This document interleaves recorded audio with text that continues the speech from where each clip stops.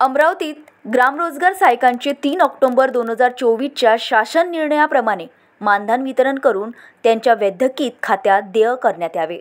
ही मागणी घेऊन शुक्रवार दिनांक 3 ऑक्टोबर रोजी ग्रामरोजगार सहाय्यक संघटनेचे अध्यक्ष श्रावण बोकडे जिल्हा कचेरी परिसरात बेमुदत उपोषणाला बसले आहेत। ग्रामरोजगार सहाय्यकांना पूर्ण वेळ कर्मचारी दर्जा देण्यात यावा।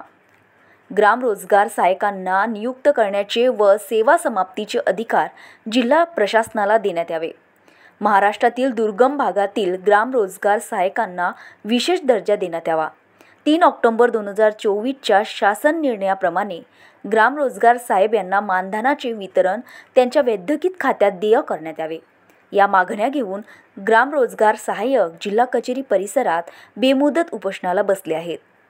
आंदोलनामध्ये मंगेश आकरे, अनिकेत पडोळे, आकाश भुसारी, भास्कर उबाळे, यादव मुंडे, जगन्नाथ गायकर, विजय कापसे यांच्यासह बहुसंख्येने ग्रामरोजगार सहाय्यकांनी आंदोलनाला पाठिंबा दिला। अधिकारी कार्यालयावर ग्रामरोजगार सेवक उपस्थित झालेला आहे।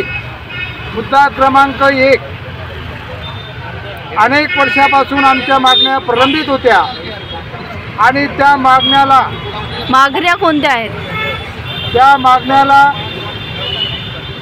ग्रामरोजगार सेवकांनी आंदोलन करून वाचा फोडली आणि सदर मागण्या आमच्या या पद्धतीने आहे की ग्रामरोजगार सहाय्यकांच्या बाबतीत एकनाथजी शिंदे साहेब तत्कालीन मुख्यमंत्री यांनी ग्रामरोजगार सेवकांना फिक्स मानधन अदा करण्यात यावे असा शासन निर्णय काढला। त्या शासन निर्णयामध्ये स्पष्ट लिहिण्यात आलेले आहे ग्रामरोजगार सहाय्यकांना 8,000 रुपये प्रतिमा फिक्स मानधन हे देण्यात यावे आणि ते देण्यासाठी राज्यस्तरीय इतर प्रशासकीय खर्च यामधून या लिखाशेषामधून ग्रामरोजगार सहाय्यकांना मानधन वितरित करण्यात यावे असे स्पष्ट असताना सुद्धा आज 3 ऑक्टोबर 2025 रोजी 1 वर्ष झाले तरीसुद्धा महाराष्ट्रातील एकही ग्रामरोजगार सहाय्यकांना 1 रुपया सुद्धा त्यांच्या खात्यात आज रोजी शासन निर्णयानुसार प्राप्त झाला नाही। हा सरासरी शासनाकडून ग्रामरोजगार सहाय्यकावर अन्याय होत आहे। मुद्दा क्रमांक 2, ग्रामरोजगार सेवक हा आपली अनेक समस्यामध्ये अनेक तक्रारीमध्ये प्रत्येक गावामध्ये प्रत्येक ग्रामपंचायतीमध्ये ग्रामरोजगार सेवक पदावर काम करत असतो आणि पदावर काम करत असताना अनेक खोट्या तक्रारी होतात। त्या खोट्या तक्रारीला प्रशासन समर्थन करते आणि ग्रामरोजगार सहाय्यकाला त्याला पदावरून कमी करण्यात येते। अशा वेळी गावात विकासाला सुद्धा बाधा ठरते आणि म्हणून या महाराष्ट्रातील सर्व ग्रामरोजगार सहाय्यकांना नियुक्तीचे अधिकार व सेवा समाप्तीचे अधिकार हे प्रशासनाकडे जिल्हा प्रशासनाकडे देण्यात यावे अशी मी शासनाकडे कळकळीची विनंती करतो।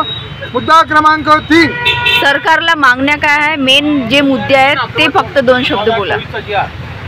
शासनाकडे आमच्या मुख्य मागण्या आहे ग्रामरोजगार सहाय्यकांना 3 ऑक्टोबर 2024चा शासन निर्णयाप्रमाणे दिवाळीपूर्वी वैयक्तिक खात्यात फिक्स मानधन देय करण्यात यावे ही 1 नंबरची मागणी आहे।